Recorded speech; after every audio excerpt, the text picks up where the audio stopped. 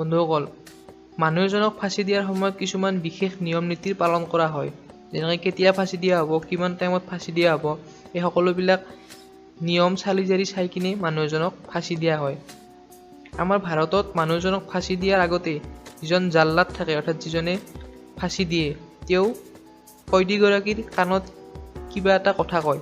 তেওঁনো কি কথা কয়, এই ভিডিঅ'টোত আমি ইয়াৰ বিষয়ে জানিম।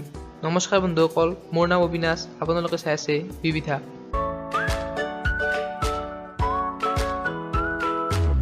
বন্ধুসকল, মানুহ এজনক বিভিন্ন তেওঁ কৰা কুকৰ্মৰ বাবে ফাঁচীৰ শাস্তি দিয়া হয়।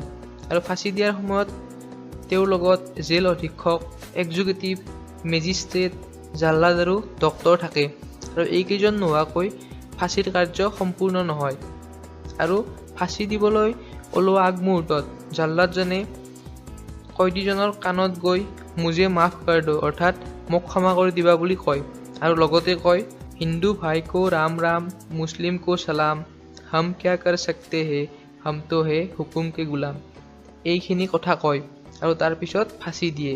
আৰু ফাঁচি দিয়া প্ৰক্ৰিয়াটো সদায় ৰাতিপুৱা হোৱাৰ আগতে কৰা হয়, কিয়নো যাতে বেলেগ কয়দীবিলাক ইয়াক দেখি ভয় নাখায় আৰু এজন মানুহক ফাঁচীৰ শাস্তি শুনোৱাৰ পিছত তেওঁক বেছি সময় ৰখাই থোৱাটো আইনমতে উচিত নহয়। আৰু লগতে যিজন মানুহক ফাঁচি দিয়া হয়, তেওঁৰ পৰিয়ালবৰ্গক তেওঁৰ সৎকাৰৰ বাবেও যাতে সময় মিলে, সেইকাৰণে ৰাতিপুৱা হোৱাৰ আগতে ফাঁচীৰ কামবিলাক সমাপ্ত কৰা হয়। ভিডিঅ'টো চাই কিনে আপোনালোকে নিশ্চয় ইয়াৰ বিষয়ে কিছু জ্ঞান ল'ব পাৰিছে। যদি ভিডিঅ'টো ভাল লাগিলে তেনেহ'লে এটা লাইক কৰিব, আৰু যদি বেয়া লাগিলে ডিছলাইক কৰিব। আৰু পাৰিলে চেনেলটো ছাবস্ক্ৰাইব কৰিব, কিয়নো আমি ইয়াত সদায় এনেকুৱা সৰু সৰু কিন্তু জ্ঞানেৰে ভৰপূৰ ভিডিঅ' আপলোড কৰি থাকোঁ। ধন্যবাদ।